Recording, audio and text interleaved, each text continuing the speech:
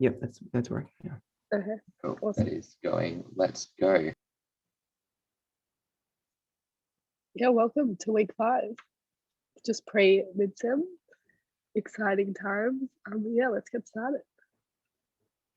So we'll start off with the intro approach to Indigenous health, which is like aged care, and it's pretty good. It's pretty important. It'll come up. It's going to be really relevant for clinical skills later on. You'll actually have like specific tutorials about what to do when you get Indigenous patients or ATSI patients, people that say yes to that question in your history. And there are some stuff, and we'll go through some of the stuff that are available to these people.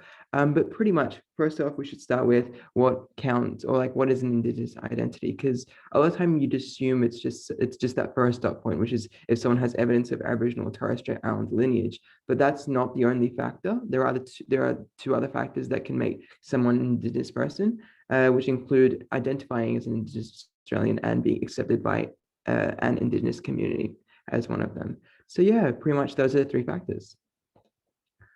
The first important thing we probably have to look at is the health gap. And this was why it's really important to ask that question in the ATSI question history, because there are significant differences between the health, between the health of Indigenous people versus non-Indigenous Australians. And Indigenous Australians have higher rates of some chronic illnesses, infections. And so just being aware there of that like group means that you can sort of like have it in the back of your mind, a higher chance possibility of these things, which type 2 diabetes, asthma, CVD, chronic kidney disease, tuberculosis, Hep, so those like sort of viral things, pneumococcal and meningococcal diseases, dental decay and gum disease, and STIs. And just 2 stats they like you to know is child mortality in Indigenous populations are 2 times higher, and there's a 9.5-year gap rate in female life expectancy, which is pretty significant and shows that like it is a problem. And why it's just good to sort of know this stuff is because in general, we'll find out why these diseases are like more prevalent in these communities. And it's because of disparities, and we'll look at them later in the slides. So moving on, the reasons for the health gap, they're both historical and current reasons. So there are 4 main reasons that they sort of just go look at. The first 3 being historical and the last one being of current importance. So the first one's the dispossession of Indigenous populations from their land and their possessions. So that's pretty much the aftermath of the European settlement. And that introduced a lot of extra disease burden that they don't have immunity to. So that really impacted those populations a lot. And that obviously would cause a lot of death, which was really unfortunate. And so that is one of the reasons. The second is segregation, which was this movement where Indigenous populations were put into reserves. They called protection camps, but pretty much in reality, it was just a place to have them lose their freedom and pretty much emotionally traumatize them realistically. And that's what sort of happened, because it separated families and things like that. And a lot of time that's what you'll see is a lot of people from the Indigenous community aren't open to like when they come to you as a doctor, they'd love to have someone called an Indigenous Aboriginal liaison, which is someone pretty much they can go to who understands them better, because they realize that these people sort of get them better. We'll get to those people later. The third is assimilation, which was the forceful dilution programs of Indigenous lineages, which happened after the 1937 Conference on Aboriginal Welfare. And finally, so that was all historical stuff. The one that's probably the most important to you guys right now is the ongoing structural discrimination and violence. And structural discrimination and violence doesn't like mean physical violence or something like that. It's more about people being blind to the cultural significance of specific things to these people. And so pretty much it leads to them having disadvantages. And there's something just we call institutional racism, which is pretty much the lack of Aboriginal or Torres Strait Islander health workers, which means that Indigenous Australians just don't feel comfortable seeking healthcare because there's not people that understand them more, like in healthcare, which is an issue for us to sort of tackle. So this leads to some barriers in healthcare. And some of these barriers are, we call social determinants, which are, they have poor education in some areas, unemployment, decreased income, discrimination, and poor quality of housing. And all this stuff sort of contributes to them not being able to seek healthcare, because it's going to lead to some stuff. It's going to cause some inabilities to access healthcare, including long waiting times, care not being available at requested times. So Indigenous Australians sometimes have specific cultural events and things like that. And so they can't attend all healthcare that we like all these meetings that we want them to go to. And so pretty much what happens is they get dragged behind, or they'll miss some of your appointments, and it'll just make healthcare a lot harder. Lack of services in the areas that they live in. Transport and distance issues are a big factor. Lack of affordable services, and services not being culturally appropriate. And we have a term we call cultural blindness, which they'll want you to know. And it's pretty much the inability to recognize differences between your culture and another's. And that's something we doctors have to sort of try stopping, I guess, and not having that in us. So the final thing, and this is the take home, what we need to do, cultural safety. And it's pretty much, we should have at least one Indigenous healthcare worker on the team. And we call specific people in our teams Aboriginal liaisons and Indigenous liaisons. And what they do is pretty much, if we have someone who says yes to the ATSI question, we can bring them in, and they pretty much help things, help us understand the patient and make things a lot more interesting. It makes the patient feel more comfortable. And in clinical skills, you'll see there are issues that come up. We see video, they show you guys videos of pretty much doctors and how they're not realizing all these cues. You'll eventually get to it later in the year, but it is pretty important to have this person on the team. It's also just important to just be trained in this area, as well as engaging family and community sort of follow-up, like having the family as part of the follow-up in your appointments is really important as well. And finally, not to discriminate against anyone. So yeah, that's pretty much it. Cool. Thank you for that, Ivy. Now I am going to run through your two rehab lectures for this week. So first one will be mindfulness, and the second one will be on stress. These are just going to be info dumps, basically. There are some, it might seem like this is kind of all just, not really important, but there are some there's some useful things that you can get out of these lectures. So in the mindfulness lecture, the first thing that I want to talk about was basically default, Craig Hassard refers to this thing called default state. So basically the mind is inattentive, it's distracted, it's ruminating about what's happened. This is the areas in the brain active in this default mode are similar to those active in Alzheimer's disease, affected by Alzheimer's disease. And so being mindful basically involves regulating your attention and attitude to move out of this default state into a more mindful state. So the three main aspects of this attention regulation: so knowing where your attention is, prioritizing where your attention needs to be, and the attention to go to whatever it is and stay there.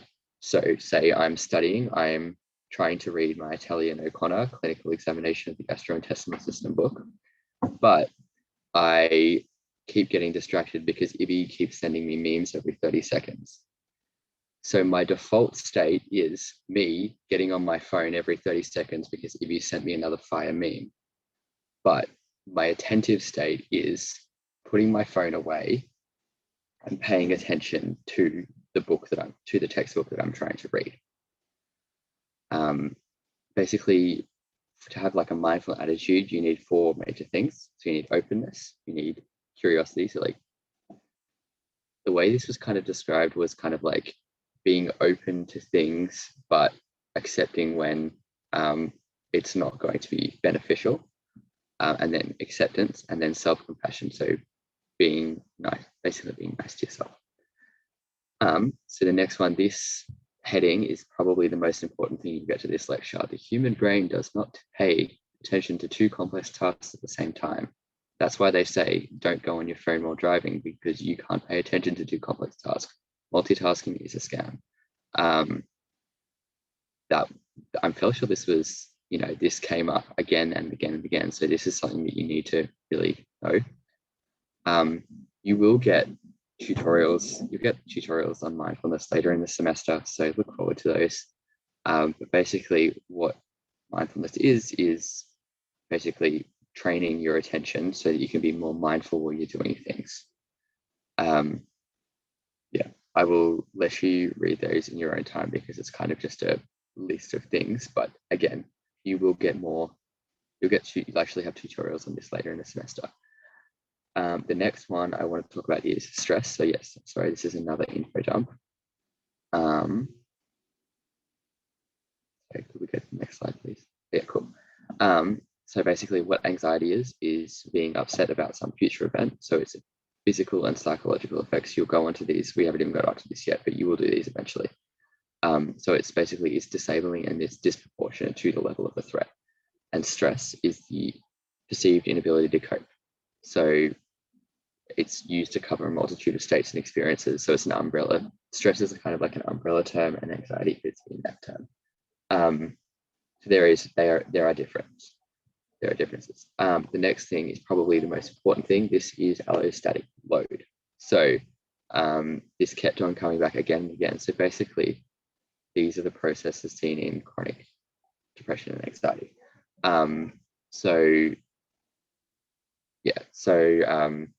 Basically there are neural changes and they mirror the pattern of long-term damage. And this is basically just a list of things that can go wrong when you have too much stress and too much anxiety. Over a long period of time. This next one is, I think it's cool. That's why I put it on here. But it's cool to kind of like, you can read this if you want to later, but I'm just going to give you the big picture. So basically, it's the idea that there's this whole like, so basically when you are stressed, you have immune cell, like your immune system is depressed. So around exam time, people get colds because they are they're stressed about their exam, so their immune system becomes depressed. This is basically explaining how this is happening. So you've got blood hormones and neurotransmitters and nerve fibers connecting to the lymph nodes. And so when you are stressed, there's changes in your brain, and then these incidentally go on to affect the nerves and the hormones, and then these go on to affect the lymph nodes, which is where your immune cells are. People with so this effect can remain up to 72 hours afterwards after you've had a stressful event. But importantly, those who perceive that they have control, so they're not essentially not stressed, they are buffered from the stress and the consequent immunological suppression. Okay, all in all, do mindfulness, be compassionate to others and yourself. If your mental health is dipping, get help. There are so many help services. The mental health and wellbeing tab has basically everything on there. The other thing that I wanted to talk about that comes up in this lecture, which is going to seem mind-boggling at the time, is the autonomic nervous system. Now, I didn't speak about it now because you will go into it in a lot more detail later, and it will make so much more sense when you actually start doing it from a neurological perspective. But it will be mentioned it was mentioned in our lecture, so I imagine it will be mentioned in yours. Just know that it exists, and you can kind of know maybe take away some functions of it, but don't worry about it yet. It will come up in a lot more detail. I'm not sure if it's later this semester or early next semester, but you will do it in a lot more detail, and it will make a lot more sense when the physiology guys do it with you. Cool. Thank you very much. Hope that all makes sense. Yeah, thanks, Mitch. Okay, so now we're on to connective tissue, which is the next one on from epithelium. And connective tissue is pretty good, and there's also a good organization system for it. So let's get started. Okay, so connective tissue, it's just the tissue that forms framework for the extracellular matrix, or essentially just creates an environment in which other cells can kind of exist in and create tissue types and organs can connect to bodies. Connective tissue is made up of specialized cells, which we'll go into, and extracellular matrix. So the specialized cells can be all these things here, which then determine if it's cartilage, bone, or fat, just general fibroblasts, or just general extracellular matrix. And examples of connective tissue around the body are cartilage, bones, the fats, the ligaments, the tendons, all of those things. And kind of a key point as well to know is that connective tissue is found throughout the whole body except for the central nervous system, which is the CNS. And function, which kind of makes sense of it being a connective tissue, is to strengthen, support, help with elasticity and permeability of kind of subjects of like certain substances in the body. So Also here we have types of connective tissue, but we'll get into all of that. It's just an overview frame. So let's start first with the specialized cells. So we're going to this slide here. All specialized cells, so they originate from the mesenchymal cells from early, this is from embryology. I don't think this point is super important, but maybe just know it as a buzzword.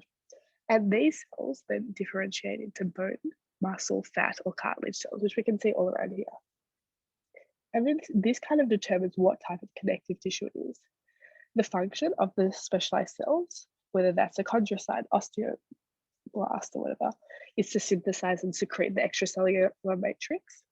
And the main specialized cell kind of found throughout the connective tissue is a fibroblast, which is kind of also a generic name for all specialized cells of connective tissue. And their job is just to secrete heaps and heaps and heaps of extracellular matrix, which is the environment in which a cell lives in, and also the collagen, which acts just to support the system. And that's part of it, the extracellular matrix.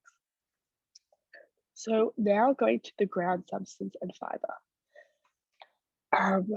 Here, the extracellular matrix is actually the dominant kind of part of connective tissue. It's really what kind of is a defining feature of connective tissue. And its aim is to provide support and structure to surrounding cells.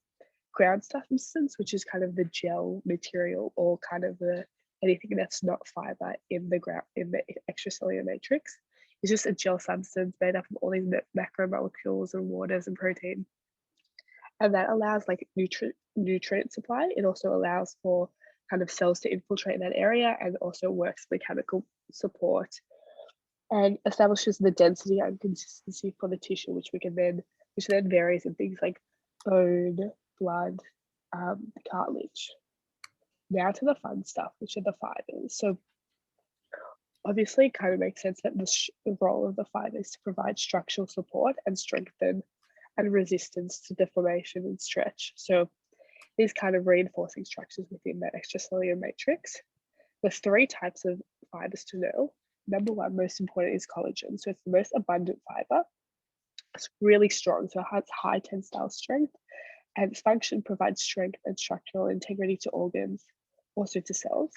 Characteristics, all their tough, flexible, resistant stretching, and it's present in tendons and ligaments. Then we have kind of elastin, which is this really thin things here. And this just allows for elasticity and allows for recoil. And this means that things can stretch, but they're not straining. So they're able to recoil back. And this is found in like artery vessels, skin, ear, and alveoli. Then we have a reticular, which is these kind of things here, which I found really confusing for a long time, is made of type 3 collagen. And the function of reticular fiber is to allow for cell adherence and attachment for surrounding cells. So it kind of makes a framework, whereas the other things are this is more like strength, elasticity, and this is more framework. Then we have the types. We're now going into the general types of connective tissue. So we have loose and dense. Loose connective tissue, there's heaps and heaps of ground substances packed in these fibers. We have, it's located under the epithelium, so it's usually used to support and attach to underlying tissue. It's very flexible and able to like move around, which makes sense because it's very loose. And the types we have is adipose, which is like fat, areola, which is found in the breast, and reticular, which is just going back to what we were saying before. That's kind of one of the main. But as we can see, all the purple blobs are the cells, but there's a lot more of kind of that ground substance, that kind of weird, I want to say like almost fuzz look. Then we have the dense connective tissue, which is a lot. If we compare these, this has a lot of collagen fibers, and still not as many cells, but it's a lot of fibers, whereas this one has a lot more ground substance. It is quite inflexible and it's very tough and rich in collagen is probably the buzzword. We have dense regular, which makes sense, they're all aligned in parallel. And this allows for strength in one direction, which is kind of what you want in something like a tendon or ligament. Then we have the dense irregular, which is randomly organized, and it maximizes tissue strength in multiple directions. So this is more around walls, where it allows for expansion rather than just strength and recoil in one direction. I think we might have had a question, sorry. Sorry, that was me. Okay, all good. So then cartilage was kind of like one of the main connective tissues. Essentially, cartilage is chondrocytes, which is the specialized cell, which are these cells here. They kind of glow. They have like a halo-like appearance. So they're chondrocytes embedded within an abundant extracellular matrix. And there's a lot of collagen fiber. Characteristics: avascular, very important, aneural, very important. So those two all contribute to its limited repair capacity. Because there's not much neurovascular supply, it's very hard for these to be repaired after once they're damaged. It's also high water content in the extracellular matrix, and the properties are strong, flexible, resist compression. And collagen and protein glycans can be found throughout this extracellular matrix. This kind of makes it really strong, and the proteins are also just reinforcing that. These are the three types of cartilage. We'll go into them soon. So we have hyaline cartilage, very abundant, fibrocartilage, and elastic cartilage. Hyaline cartilage, if you're going to know one, know this one. So hyaline cartilage, it's strong, flexible, and resists compression. It's found on the bottom, the ends of bones, which we'll touch on later, and allows for bone elongation. It's found along bones like the joint surfaces. And its makeup is chondrocytes, so cartilage cells surrounded by proteoglycans, surrounded by these proteins. When it's damaged, it's replaced by fibrous cartilage or scar tissue, which is an important point also to know. Hyaline is the most abundant. Then we have elastic fibrocartilage, so flexible and elastic. Its function is to shape things, so things like your ear. The makeup is the extracellular matrix contains many elastin fibers, which makes sense, elastin, elastic. And the location is in the like auditory head and neck and like in the ear and auditory tubes. Then we have fibrocartilage, so it's high tensile strength. It's all about resisting compression. So these I think are found to just have a really dense collagen fiber, and it really doesn't allow for much movement, but it absorbs a lot. So this is a place found in like the knee. So it allows for lots of movement. However, it allows also as a shock absorber. Yeah, and then these are just some funny names that I always like to put in. Yeah, now we're on to some, I think, bone, which is the continuation of cartilage. Cool. Of connective tissue, sorry. Cool. Bones, everyone's got some. So basically what bones are, so they are osteocytes, so the cells in the extracellular matrix, which is the bone. They have a really good neurovascular supply. So if they have a really good neurovascular supply, that means they're really good at regenerating. That's why like when you break your bone, you can get like, it will grow back. They're strong and they're slightly flexible. And there's two major types. So there's compact. If you look at this image, there's compact bone and you can kind of see it on the outside. And then there's trabecular inner bone and you can see it on the inside. And you can look, if you look at this image, you can definitely see the difference between the two. So this is of the femur. This bone is the femur. Go back, sorry. And sorry, so if you go back.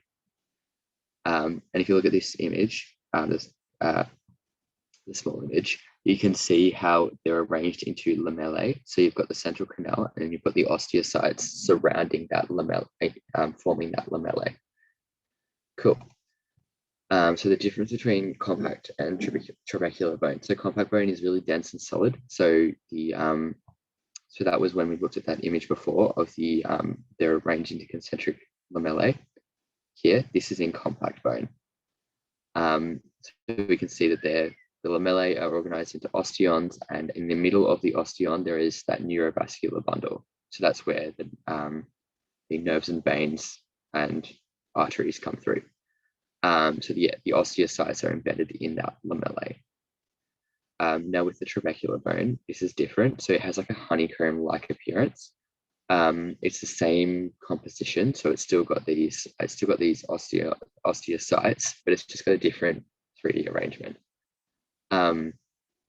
It still has good regeneration potential. So instead of being surrounded by these osteons and forming these concentric lamellae, it has got hematopoietic tissue. So this is where, in the trabecular bone, is where your blood is produced, like the bone, essentially bone marrow. That's what this is in the trabecular bone. And so because you have the compact bone on the outside and the trabecular bone on the inside of the bone, this means that the bones are actually relatively light, but they're still very, very sturdy. And that's perfect for what you want from a bone. So there's 4 major types of bone cells. So you've got osteo, they all start with osteo, that's how you know it's bone. So you've got osteoprogenitor cells. So these are from mesenchymal cells, and these are responsible for the growing of the bone. So you've got the osteoblasts, and these are responsible for secreting and synthesizing the organic components of the bone matrix.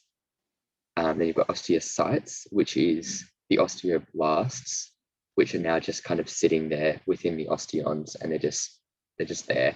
They're not doing anything. They're just kind of sitting there. And the last one you've got is osteoclasts.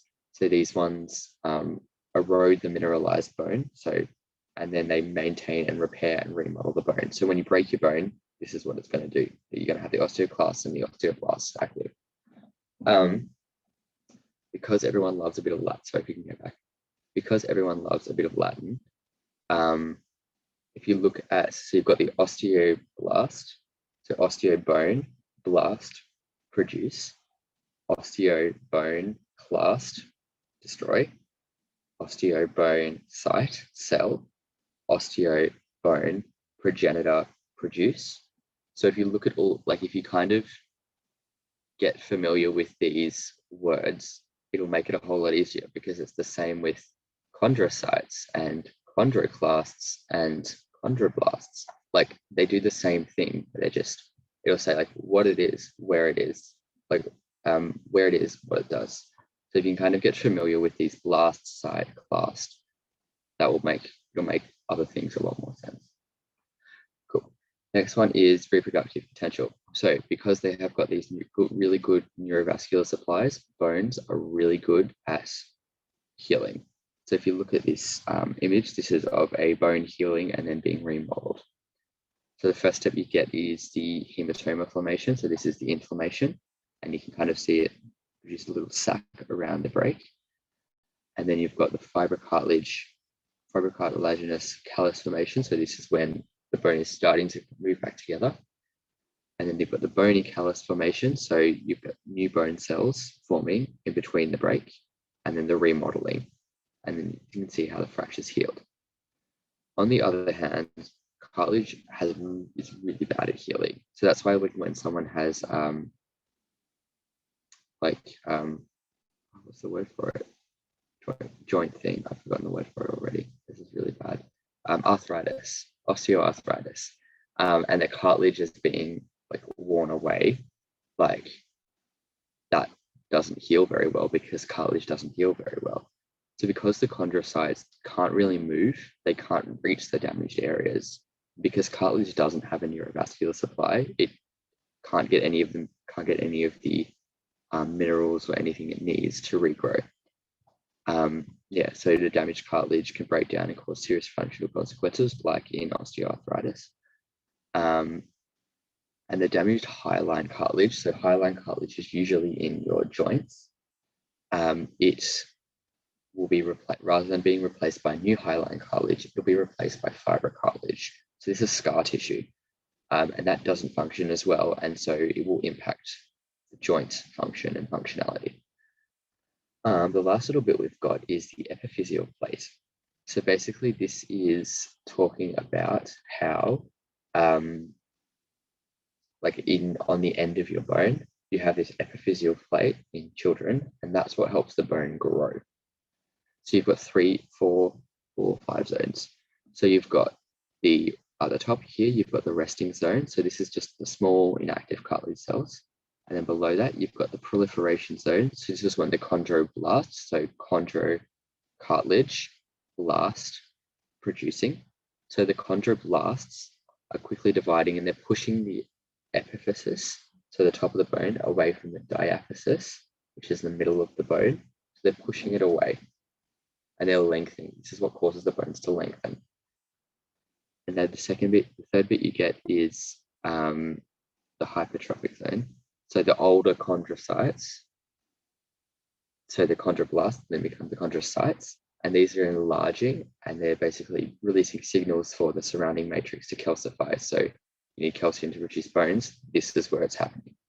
So you've got the next bit, the calcification zone. So this is when the calcium comes in and it calcifies the matrix, which causes it to harden. And the chondrocytes then die off, leaving the trabeculae shaped calcified cartilage. So you're basically forming like the mineral structure of the bone, but this is not yet bone. The next bit is when the osteoclasts, so osteobone clasts destroying, they're digesting the calcified cartilage, and then the osteoblasts, so osteobone blast produce. The osteoblasts are replacing it with the actual bone tissue, resulting in the same shape as the calcified cartilage. So this is what produces the bone trabeculae. Cool. I really hope that made sense. That was a lot all at once. Please message any questions you've got in the chat.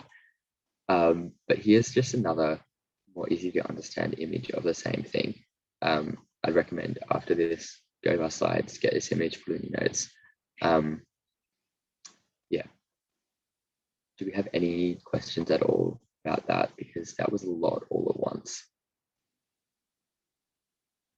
Yeah, that plate thing, you guys won't actually, I don't think, get in a lecture, but you'll get like a histology tune or something, and they go through it really quickly, and they expect you to know it because you have questions in the exam about it. So it's better to get your head around it about it, like, beforehand, before it becomes like really, really hard to just get your head around. Yeah.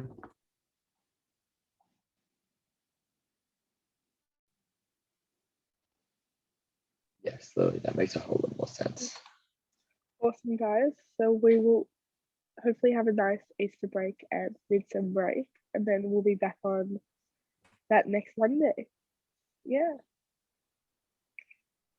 See you guys. Thanks for And coming. just keep looking at the posts and in the Facebook group. There might be any surprises. We'll see, find out. But yeah, enjoy. Thank you.